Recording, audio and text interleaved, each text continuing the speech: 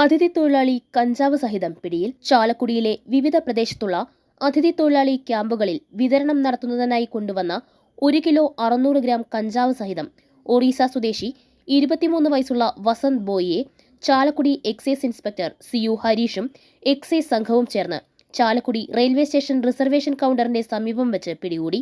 ഹൃദയങ്ങൾ കീഴടക്കിയ വിശ്വാസം.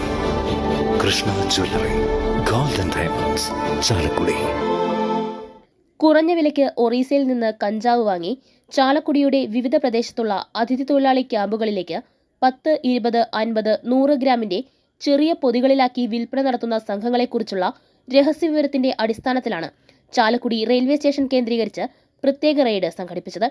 കഞ്ചാവിന്റെ ഗന്ധം പുറത്തുവരാത്ത രീതിയിലുള്ള പ്രത്യേക ഇനം പേപ്പർ ഉപയോഗിച്ച് വളരെയധികം അമർത്തി അടുക്കുകളാക്കി 2 ബാഗിലായിട്ടാണ് കഞ്ചാവ് കടത്തിക്കൊണ്ടുവന്നത്. മുന്തിയ ഇനം ഉണക്ക കഞ്ചാവ് ഒറീസയിൽ നിന്ന് ചാലക്കുടിയിലേക്ക് കൊണ്ടുവരുന്ന സംഘങ്ങളെക്കുറിച്ച് ചോദ്യം ചെയ്യലിൽ വിവരങ്ങൾ ലഭിച്ചുവെന്ന് എക്സൈസ് ഇൻസ്പെക്ടർ CU ഹരീഷ് പറഞ്ഞു. വരും ദിവസങ്ങളിൽ കൂടുതൽ റെയ്ഡുണ്ടാകുമെന്നും അറിയിച്ചു.